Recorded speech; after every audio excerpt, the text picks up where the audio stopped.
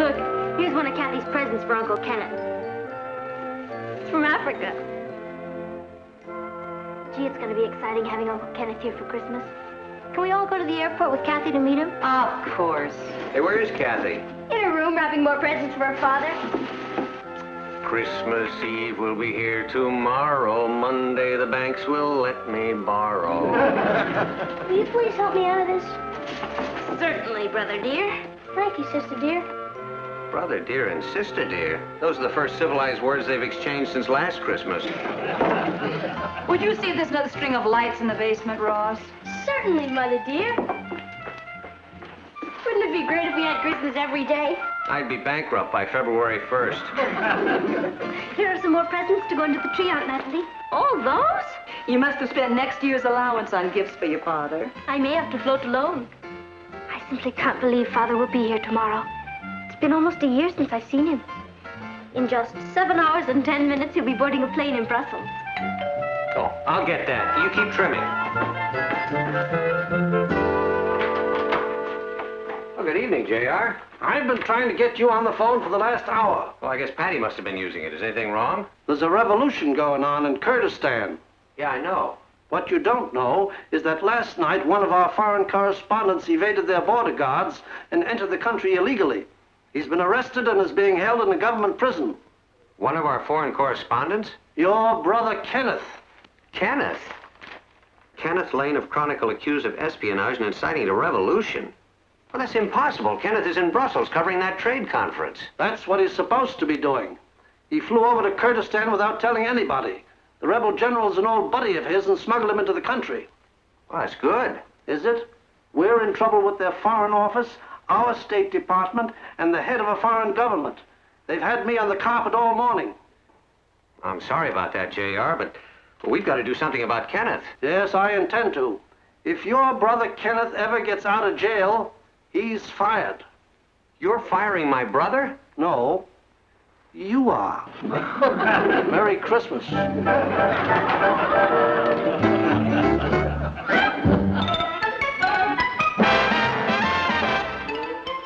Meet Cathy, who's lived most everywhere, from Zanzibar to Berkeley Square. But Cathy's only seen the sights a girl can see from Brooklyn Heights.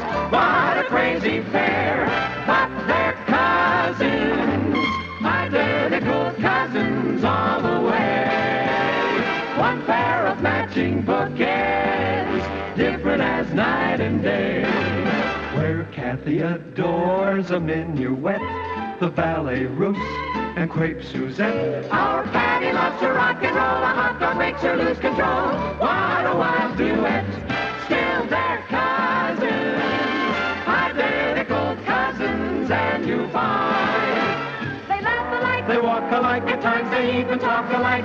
You can lose your mind when cousins are two of a kind. But Kenneth's got to be here. You've no idea how Cathy's been looking forward to spending Christmas with her father. She's been planning for this all year. I know. Now, we're going to have to tell her he's not coming. You're right. You do it. I think it would be better coming from you. You're a woman. But Kenneth's your brother. Well, he's your brother-in-law. Oh, Kath. Your Aunt Natalie wants to talk to you. I was just going down to the basement to find another star. This one's bent. Cathy, Yes, Aunt Natalie? your Uncle Martin would like to talk to you. It's about Father, isn't it? Well, yeah, as a matter of fact, yes, it is. I've been thinking about it, too. He can only stay 1 week, and I've been trying to plan the most exciting things we can do before he goes back. It wouldn't be fair to just think about us. We should think of things that he would enjoy doing. But if he couldn't get here for Christmas, we could always do all those things later, couldn't we? I mean, whenever he did get here. Oh, he'll be here for Christmas. We've spent every Christmas of our lives together. Even when I was a little girl, after Mother died. Father would have to leave me to go to faraway places on assignments. Once I remember he was in Morocco. But no matter where he was at Christmas time, he always came back to me. On Christmas Eve, I would pull up a chair facing the front door and wait for him. And before midnight, that door would open and Father would walk in. He'll be here. Cathy, Yes, Aunt Natalie? Why don't you go find that star? Right. You handled that beautifully. I handled it beautifully. Why didn't you tell her? I couldn't. Well, neither could I. You stand some more good news? Go on. When Kenneth gets back, he's going to be fired. Fired? It's JR's orders. And guess who's going to have to do it to him? Scrooge. Martin. Didn't you tell JR it's Christmas? Sure. He does all his firing on Christmas. This is the worst Christmas of my life. Move over. What are we gonna do?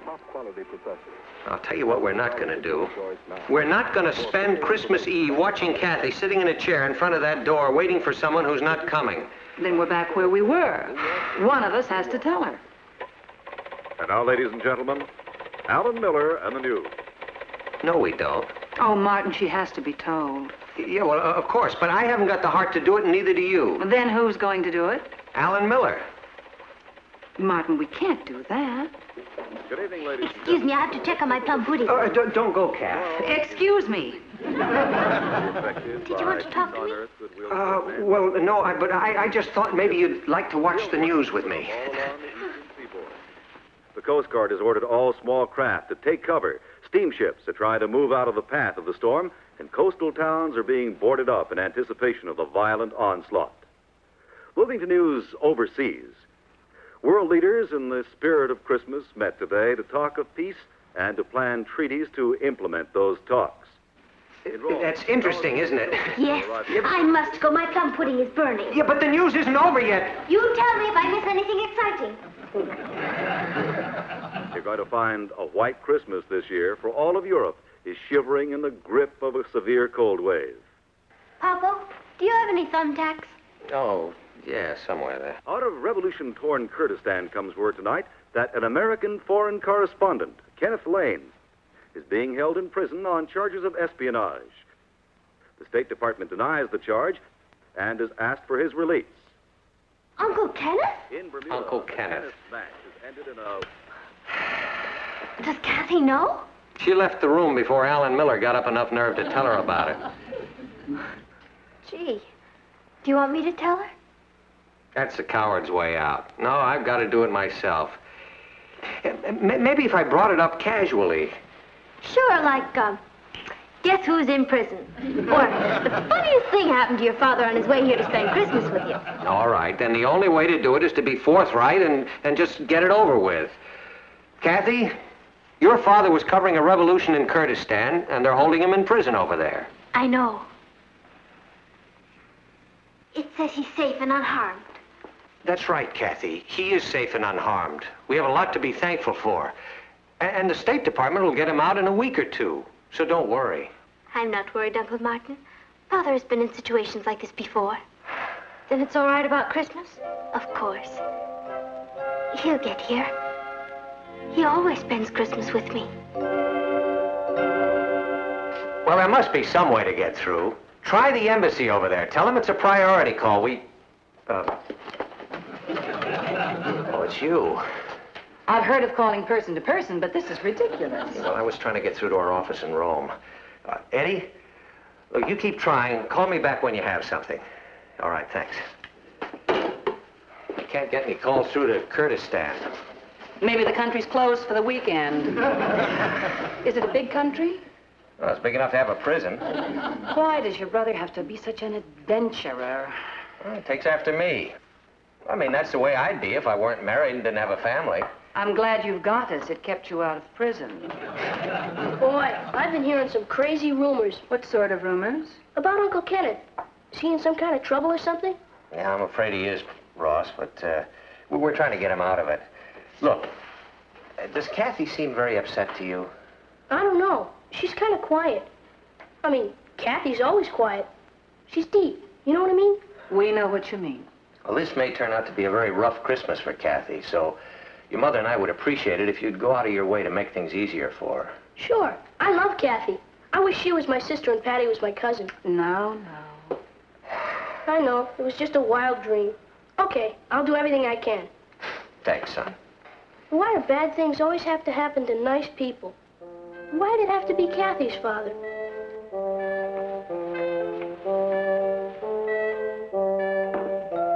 Kath, you've been sitting there for hours. Why don't you help me hang some mistletoe? There are going to be a lot of boys dropping in tomorrow. No, thank you, Patty. I want to see Father when he walks in. Kath, it's Christmas and your father's not here. It won't be Christmas for another hour. Father enjoys surprising me at the last minute. He's not even in the country. Then he's on his way. He's not on his way. Cathy, please don't do this to yourself. He's in a prison 7,000 miles away. There aren't even any planes flying out of there. I remember one Christmas, when I was 10. Father was in Tibet. I was in London with a governess. I wouldn't go to bed. I got a chair, sat in front of the door. And at 5 minutes of 12, the door opened, and he walked in. He smelled a bit like a yak, and he could only stay an hour. But he was there. He'll be here. You'll see.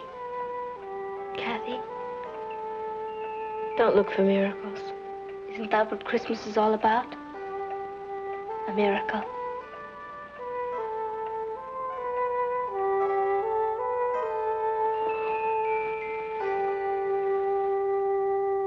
No word at all? Mom, what's going to happen to her if he doesn't show up? I don't know. I see. What about the fighting? They have. Well, listen, I'll be at home. Now, you call me here if you find out anything. Fine, thank you. It's our Rome office. There's no further news about Kenneth. Dado, Cathy said one Christmas her father came to see her for just an hour. So? What if Uncle Kenneth came tonight for just an hour? What do you mean? You and Uncle Kenneth are identical twins. Your Uncle Kenneth has a mustache. You could put on a mustache. And what good would that do? If Cathy's father walked in that door before midnight, even if it were just for a few minutes, even if he explained that he had to leave again, don't you see? She'd have a miracle. Oh, Patty, don't be ridiculous. You said yourself you and Uncle Kenneth were always fooling people. Well, we were a lot younger then. We could get away with murder. I remember there was a girl in our biology class, Harriet Olson. She hated me for some reason, but she was crazy about Ken. One night he had a date with her and he couldn't keep it, so I kept it for him. She didn't even know the difference. We had a wonderful time. Next day she hated me again. This might work, Martin? Well, this is different. I mean, I could never convince Cathy that I'm her own father. Not even for an hour? You could tell her that you have to take the next plane back to Kurdistan, and before she knows what's hit her, you've gone. Well, who got me out of jail and flew me over here? Friendly Martians? You could tell her that the rebel general was a friend of yours and let you escape. And an old Air Force buddy gave you a lift to New York. Well, you mean like this? You see, Cathy, this old Air Force buddy of... no, wait a minute now. You see, Cathy, this He calls her Kit Kat. Oh, yeah. You see, Kit Kat, this old Air Force buddy of mine flew me over here after I broke out of jail. Oh, boy. Cathy is too bright a girl to believe that. Now, it's out of the question. Oh, you couldn't do it for a long period of time, but for an hour? She wants to believe so much, she wouldn't even question it. Well, where am I supposed to be all this time? Down at the newspaper office. Will you try it? No, Oh, Martin, it'll break her heart if he doesn't come through that door before 12 o'clock. What do you say? Oh, I say... Where the devil am I going to find a mustache at 11:30 on Christmas Eve?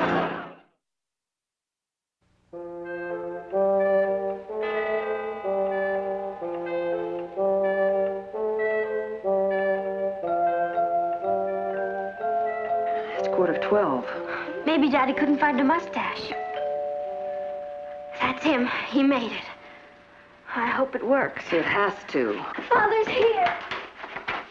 Is this the Lane residence? Oh, Daddy.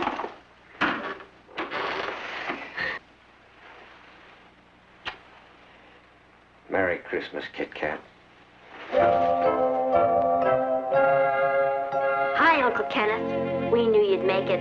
Hey, Patty. You've grown into a real beauty. Hello, Kenneth. Welcome. Hi, Nat. You look marvelous. So do you. Well,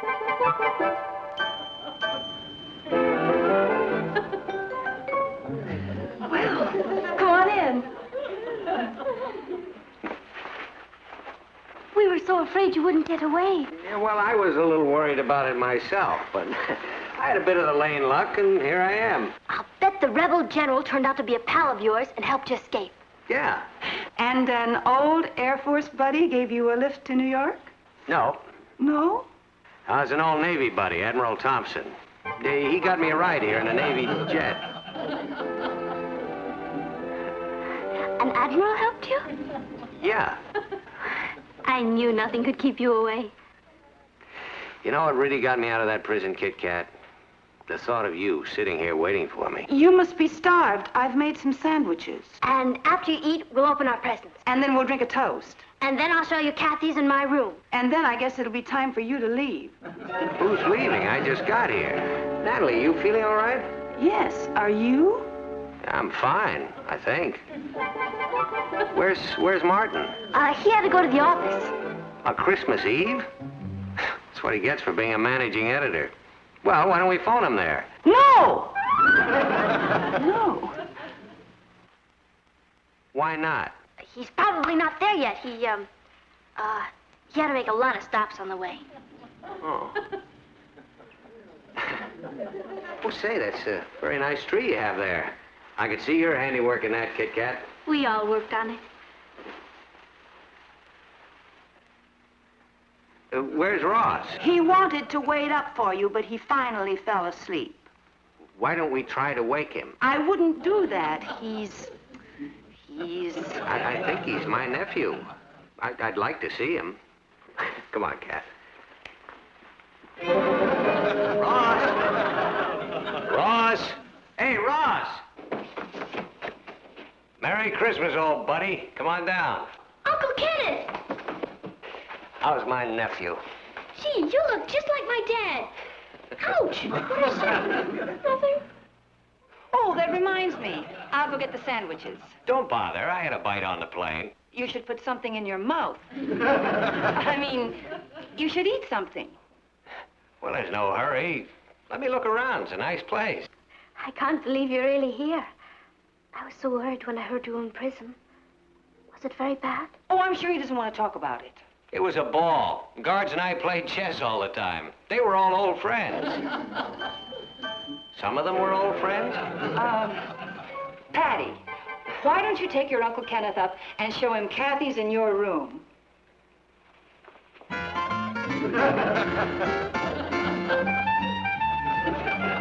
I'll be right back, Kit Kat. Doesn't Father look wonderful? Well, he may seem a little changed. I mean, an experience like he's just gone through could do that.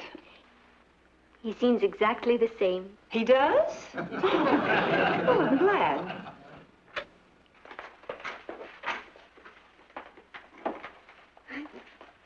It's a nice room, Patty. Well, you're really doing great. I'm proud of you. Well, thank you. I'm proud of you, too. Where'd you get that tie? Never mind. Listen, you really threw us a curve with that Admiral bit. Admiral Thompson? Yeah. Maybe you better cool it a little.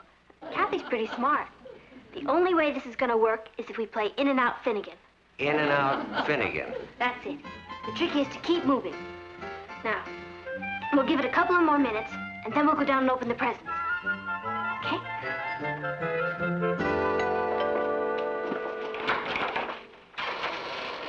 Merry Christmas, Kit Kat. I'm here. Are you surprised to see me, Kit Kat?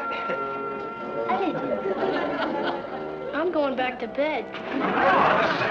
Say, it's great to see you, nephew. Gee, you look just like Uncle Kenneth. Natalie, gee, you look great. Why, you haven't changed a bit. Neither of you. Did you have a nice trip? Well, I want to tell you, it was pretty exciting. How did you get here? Well, luckily, the rebel general was an old chum of mine, it turned out. That was lucky. Yeah, and he smuggled me out of prison, shooting going on all around. Imagine that. Yeah, and then I ran into an old buddy of mine from the Air Force, and he had me flown over here. Not a Navy admiral? No. Air Force. Oh, that's close enough. How long can you stay, Uncle Kenneth? Oh, well, I'm sorry, Ross. I have some bad news for you there. You have to fly right back. Yeah, as a matter of fact, they're holding a plane for me at the airport right now. But you just got here. Yeah, I know. You just came to keep your promise to be with me at Christmas. That's right, Kit Kat. I'll be able to come back to you in a few weeks. I think I'm going to cry. Well, there's no reason to cry. I want you to be happy. I am. That's why I'm crying. I love you. So do I. You're quite a fella. Oh, thanks, Natalie. Say, by the way, where's Martin? Boy, that's a good question. I believe he had to go to the newspaper office. On Christmas Eve? That's what he gets for being managing editor. Did you bring me something edible? What? Something edible from Turkey. Oh, no, I haven't had a chance to do any shopping. Yeah, what with the revolution being in jail. But as soon as I get back over there, I'll send you something. You're one of the two nicest Christmas presents I've ever had. Oh, thanks, Kit Kat. What was the other one? You see. Well, listen, why don't we all have some sandwiches, and then we can open the Christmas presents, and, gee, then I'm afraid I'm going to have to rush, because they're holding a plane. Why don't you tell them General Mazim is an old buddy of yours? Well, now, I'm afraid that, that's me. Oh, Uncle Kenneth. Welcome.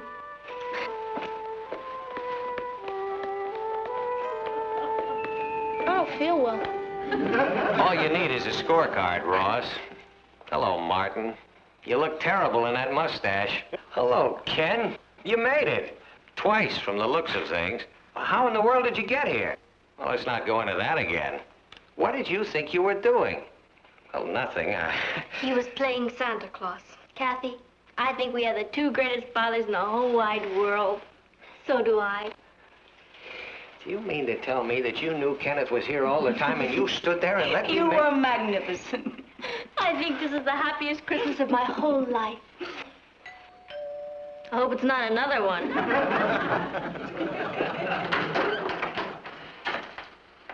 J.R. Martin, if you are masquerading as Santa Claus, you have no talent for it. It calls for a long white beard and a red suit. Well, I know. Then why are you hiding behind that scraggly bush? I'm not hiding. He was pretending to be my father. Nonsense. There isn't the faintest resemblance. Couldn't fool a goat. Well, you'd be surprised at what we used to get away with, Johnny. Kenneth, I heard you had come back. I didn't believe it. Well, you know I lead a charmed life. I couldn't believe you had nerve enough to face me. I came here to find out for myself. Didn't you get my cable? If you mean the one from Brussels, no. Brussels? Where you were assigned to cover the trade conference. Let's discuss this later, J.R. You mean to say you haven't told him yet? Told me what? JR, in 60 seconds, it's going to be Christmas. I'm not responsible for that. Martin has something to tell you. You're going to give Father a bonus. I don't think so. Tell him, Martin. Oh, I'm sorry, Ken, but you're fired. Fired? You can't fire him. It's Christmas. So it is. Merry Christmas, everybody.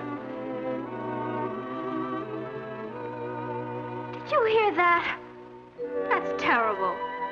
Imagine firing someone on Christmas. He wouldn't do that. Or would he? Is J.R. Castle going to turn out to be the rat of the Western world? Tune in next week and we'll all find out. Bye. Merry Christmas, everybody.